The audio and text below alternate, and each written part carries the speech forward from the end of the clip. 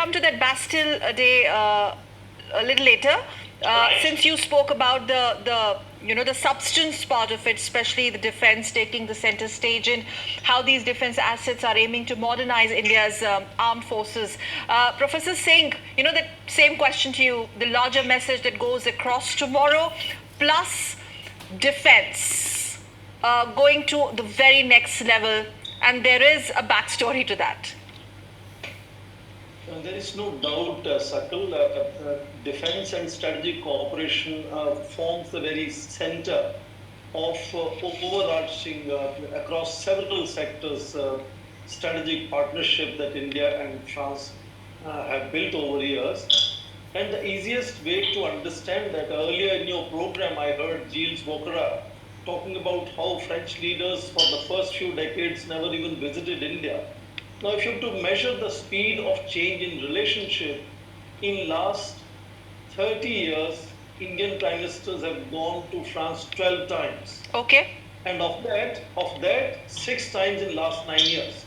So pace of change is very easily visible at the apex level interactions, and that is a result of complementarity in their worldview.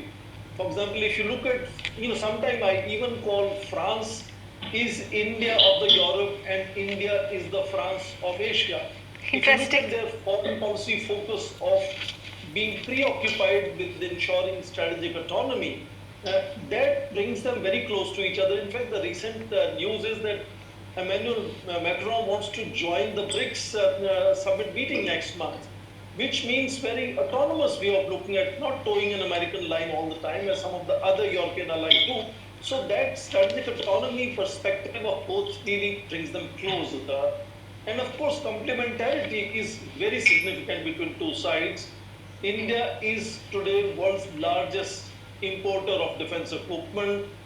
France, along with South Korea, which is a smaller country, France is most rapidly growing exporter of defense equipment. I heard Ambassador Pramudiyar mentioning how France has come to be second largest supplier of defense equipment to India for last 5 years. But for 2022, France was the largest supplier of defense equipment. Even Russia was overtaken, not just United States was overtaken by France. So compared to Russia and United States is the largest exporter of defense equipment. 40% of the world exports come from United States.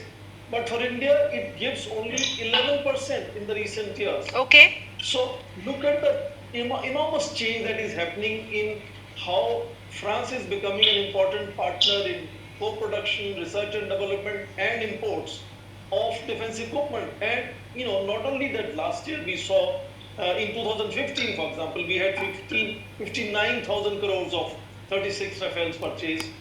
Now we are talking of 90,000 crores, 26 Rafales and 3 Scorpion submarines. Okay. So that pace of change is really showcasing how France is having complementarity. Yes, how is this? Yes, this pace of change seems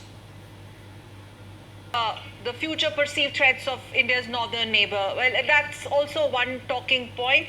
I'm sorry, I'm really running short of time, but quick 10 seconds closing remarks, Professor Singh. I would just want to quickly understand from both of you, if you've just gone through that interview given out by Prime Minister prior to his visit to the French publication, where there is very specific focus on India being the leader of the global south and questioning that how come the most populous and the world's oldest democracy is not permanent member of the UNSC? I think to me, it is today the issue of credibility of United Nations. If it doesn't have India represented adequately in whatever form they want to have India on board, it is no longer India's credibility in question, as we keep repeatedly mentioning how Indian Prime Minister is received across the world. India's credibility is constantly being recognized around the world. I think the onus today lies on United Nations, including the Security Council, to make sure it begins to look like a representative of the world that we are living in today. And in that sense, you notice in January, India had hosted the Global South Summit as well.